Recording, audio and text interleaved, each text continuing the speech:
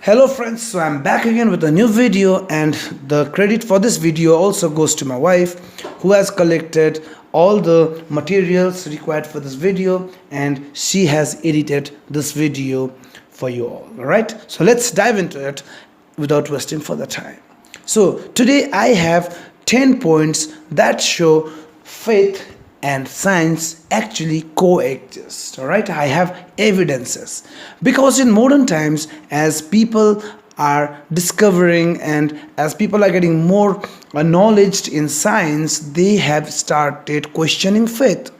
So here today, this Millap will give you 10 proofs that science and faith actually coexist. So I always go from 1 to 10, but in today's video I am going to go from 10 to 1. All right, so let's start number 10. We all know that Earth is floating in space, right? It's floating, free floating body in space. But it was not always so. People in ancient days thought that Earth was held by a giant turtle on its back, or a giant person is carrying Earth on the shoulder. Okay, but how do we know that Earth is free floating body in space? Is it because modern science tells us? Yes, right? But my dear friends, Bible told this long time back, and people did not believe it. So fine, but we have evidences from Bible, and you can see the evidences here in Job 26 verse 7.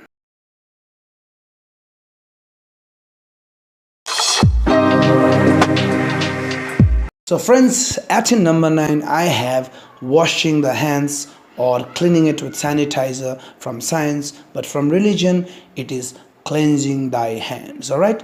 So if we look into history, then we see in 1845 what we see is there was 30% of the girls who gave birth to child were dead. All right, and later on investigation, what we found was doctors actually did not wash their hand after delivering a baby. All right, so usually doctors have to wash their hand after delivering a baby, and then they go to the other. If somebody carries a disease, then that disease may be transferred to the other, right? So they change the gloves these days, but in ancient days what doctors did, they did not actually wash their hands, so therefore the disease spread. And when we came to know about microorganisms and diseases, so then we started washing our hands, not we doctors started washing their hands. All right, so then the death rate dropped to 2%.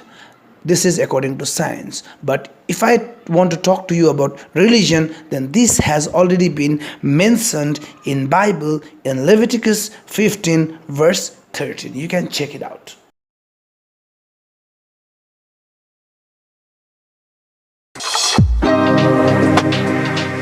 At number 8, what I have is, last time I was diagnosed with high blood pressure. So doctor asked a little bit of blood from me. Okay, so I gave him that blood, and he gave me a report, 5 different reports. All right, it cost me around 1000 in Nepal. So he gave me results for 5. So then I came to know blood was very important for living beings. All right, and if I have to talk about importance of blood, then plasma, right? Plasma therapy during coronavirus, like in COVID-19, right? So we saw that, right? And blood also carries DNA and all the things, right? Blood can heal something, right? This is according to science, but Bible told the importance of blood long time back. If you look into Bible in Leviticus 17 verse 11, then you see what Bible has to say about the blood.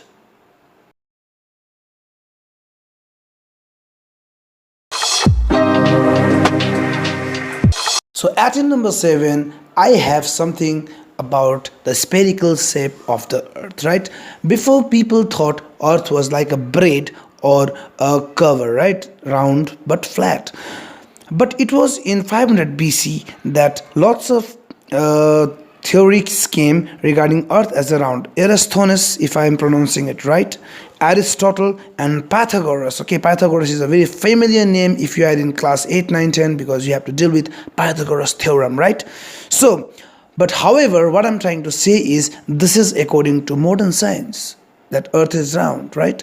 But Bible had told long time back that the Earth was round. In the verse Isaiah 40 verse 22, if you read that, then it says this.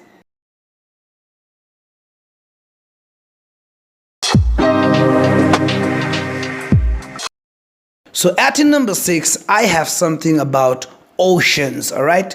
So Matthew Murray, father of oceanography, about 800 years ago, saw a Bible verse, Psalms chapter 8 verse 8, talking about paths of the ocean. When he came across this verse, he was stunned, like you and me.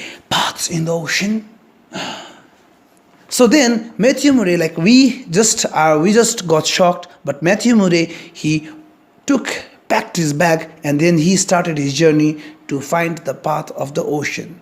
So upon reaching the sea, he found the path of the oceans. So that was from north and south, where there are plenty of ice, cold currents were coming to the equator, and from equator, where the water was warm, it was going to the south. We call them ocean currents. So he was convinced after saying this. So science says ocean currents are there, but Bible had mentioned it long time back in Psalms chapter 8 verse 8. You can see it here, that there are paths in the oceans.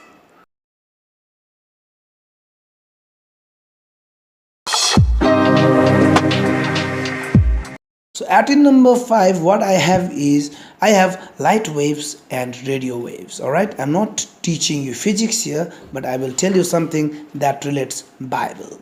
So long before science discovered that light can be sent and manifested itself into speech in 1864, the Bible had already revealed it.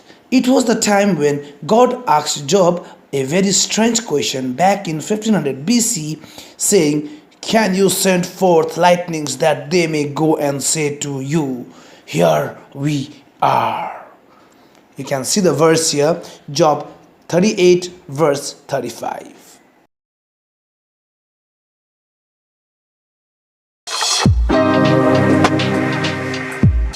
So the next one is very scary. I have come to the first law of thermodynamics, which says nothing is evolving, everything is finished, just as Bible says in Genesis chapter 2 verse 1. You can check it out.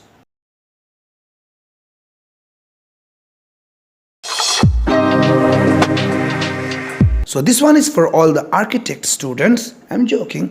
So here what we see is, to build a big ship, it needs a lot of skill, and according to research conducted by South Korea, they tried to build many different shapes of big ships, and they hurled it in the ocean, but none of them could perform as good as Noah's Ark. Now if you have a question who Noah is, then you have to check Old Testament in Bible, where Bible mentions Noah. So God has taught him how to build a ship. So therefore, when God teaches you how to build, then I think no other designs can be better than that. So if you want to see the design, then do check it in Genesis chapter 6 verse 15.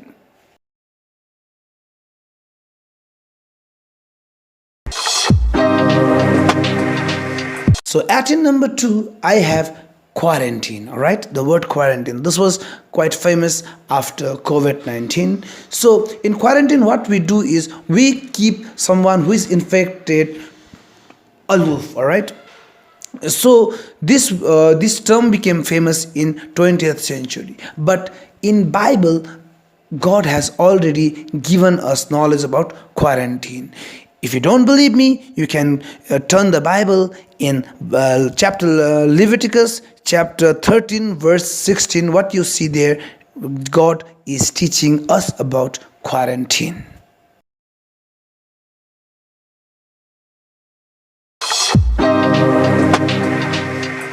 So the last one is Bible and the dinosaurs. If you have a question in your mind as to if dinosaur really exists, then my dear friends, you are right. Dinosaurs actually really existed.